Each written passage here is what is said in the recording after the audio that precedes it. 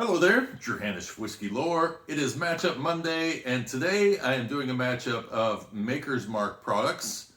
Now, Maker's Mark has been coming out with all sorts of cast strength versions and different limited editions and all of that sort of stuff.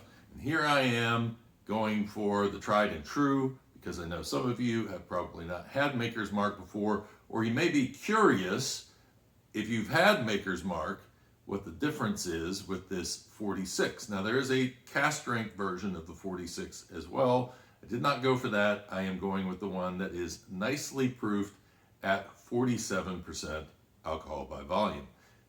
Maker's Mark, the regular, is 45% alcohol by volume. The difference between these two whiskeys is that Maker's Mark 46 still has the same mash bill. It's 16% red winter wheats with 70% corn and 14% malted barley. Now, I like that elevated malted barley because I feel like barley has some character to it that can enhance maybe some of the weaknesses that wheat has before it gets enough age. To me, rye doesn't necessarily need as much age. Wheat demands age. It wants that barrel. It wants that interaction. And so this is interesting because the first time I went on a Maker's Mark tour, I saw the barrel that they use. It's right by their tasting room. You go walk through the tour and then they'll show you the barrel that has the 10 slats of French oak staves in it. And so what they did with that is they put that in there, they have it in there for 9 weeks of additional, or actually, I don't know, I wonder actually, and I did not ask them this, if they put the whiskey into a barrel that has slats for the French oak staves and they age it in there and then they just stick the slats in later, or whether they pour it from one barrel into the other barrel. I think I asked them, but that was my first distillery tour. That was 5 years ago, so sorry if the memory is failing a little bit on that one.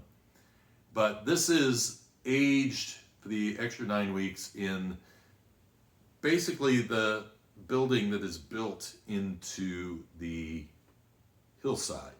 So it's where the tasting room is. It's really kind of an interesting place and how they got that all set up. They say that the 50 degrees in there is actually to help keep the French oak staves from putting too many tannins into the whiskey, and that would be the first thing that would cross my mind. You know, part of the thing with European oak is that it does tend to bring a lot more tannins in, and it requires longer age to try to get those tannins out. So this is their theory on how to keep it from becoming too bitter, getting that little bitter aftertaste in there. So I'm going to do a tasting on both of these. Part of me wants to go with the 46 first. Did I bring my water? I did not bring my water. Okay, I'll talk a little in between these to clear up a little bit. But this is kind of stacking too, doing it this way. So this whiskey has, to me, kind of a nutty and grassy note to it. I tend to pick up maybe a little bit more of the barrel, a touch of alcohol in there as well. But however long this is being aged, it seems like it's being aged long enough to kind of get, it's got some cereal grain notes to it, but it is pulling in some of the oak from that barrel. Now, this is not an overly sweet whiskey, and I've heard some people say that you could take this and give it to somebody who's a Scotch drinker and they probably wouldn't be overly offended by it. I don't know. I mean, that's going to be up to the Scotch drinker's palate, who may say that all bourbon is just too sweet for them. And that bias will keep them from really enjoying what they get out of this whiskey. This is actually suggested, it was suggested to me when I said I want to get into bourbon, what bourbon should I get first? I was told, get a Maker's Mark. Now the thing is, the other day somebody was on leaving a message about Glenmorangie and the fact that on the Glenmorangie pronunciation I said that it was a great starter whiskey. And they took offense to it. And I'm sorry, when I say something is a starter whiskey, I'm not degrading it. What I'm doing is I'm saying, hey, to the people who haven't had Scotch or to people who haven't had bourbon, you might try this first because it can walk you into other whiskeys. Doesn't mean that you leave it behind. You may love it and you may want to stick with it, and that is fine. This is just kind of my opinion as I'm rolling along. And I always like to also say that, take anybody's tasting notes with a grain of salt. I mean, in the end, it's going to be your palate and your experiences that are going to make you either like a whiskey or not like a whiskey. So, grassy notes. Yeah, main stuff I'm picking up. Maybe a little bit of vanilla on the top. Caramel. Cheers.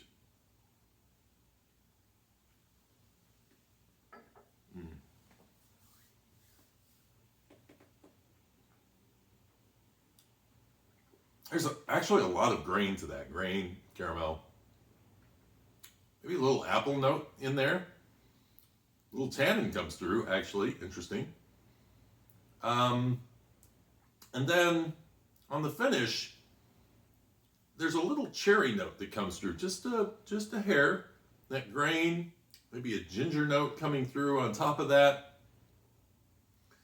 It's not aggressive. That's the whole idea. Bill Samuels said, I want to make something without rye because rye can be too aggressive for people. I disagree with that.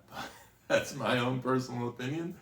It just depends on the rye and how it's aged and all the rest. But for me, I get it, because that was an era in the 50s when there were probably some pretty heavy bourbons out there that had a lot of aggressive characteristics to them, and it was a time period when everybody was starting to drink Scotch, and then they were going to move into vodka after that. So it was a time period where bourbon was kind of slipping, and it was difficult to get people into bourbon that weren't already into it. And so I think that's part of where that comes from. It's got some nice flavors to it. It is, like I say, it's not going to blow the world away in terms of complexity to it. It is a nice, soft, nice drinking bourbon. So what about the 46? Now we got the French oak staves in there, thinking would there be some tannin with this, or is that 50 degrees really making a difference in keeping that out? And how does it compare in terms of flavors here? How much goes from this into this? So the first thing I notice on this is that this actually has a cherry note out front on the nose. And the nose is a bit more aggressive, and there's more spice to this. I'm picking up more, maybe your nutmegs and maybe a little brown sugar in there as well. The oak is there, but it's all kind of nicely packed around. Nothing is overly aggressive. Cheers.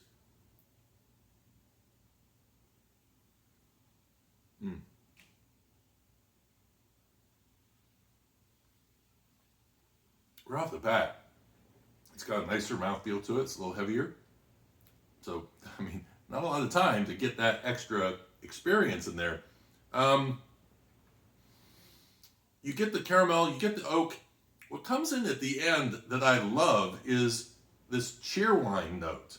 Now, if you're not from the South, then you may not have had cheerwine, but cheerwine is a cherry cola, and it has a really nice cherry cola note coming in on the finish. And I think that's part vanilla, there's a little ginger in there as well. The baking spices don't necessarily pull through as much.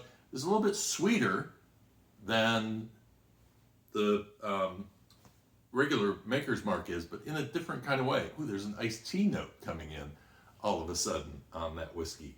Really interesting.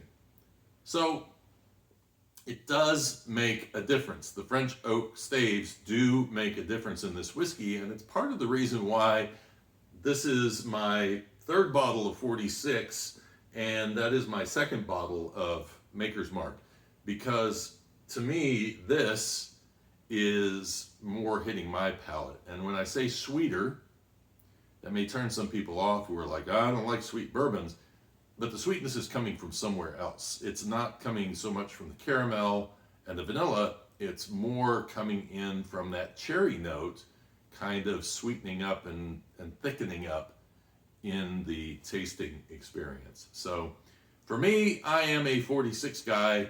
I don't know about you. What do you say? Have you had both of them? Which one is your favorite? Leave your comments below. Love to hear from you guys. And still working on a Tennessee whiskey history book. I posted it the other day on Instagram, my sheet that I have going right now with my schedule of what I need to get done to get that book ready. But if you want to get a preview of it, it is out on patreon.com/whiskylore. Plus you help support the channel when you are signing up for that. So anyway, I hope you enjoyed this, and give me a like if you did. Until next time, cheers and Slainte.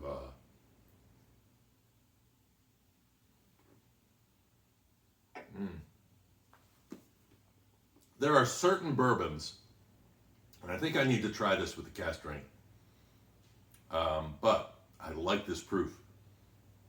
And there are certain bourbons that I have that I think will always be in my cabinet. That'd be the Four Roses small batch and single barrel, and Buffalo Trace. I'll always have a Buffalo Trace around if I can find it. Old Forester 100 signature, definitely. And yeah, this Maker's Mark 47 fits in there really nicely. Oh, and Wild Turkey 101 can have that also. Cheers.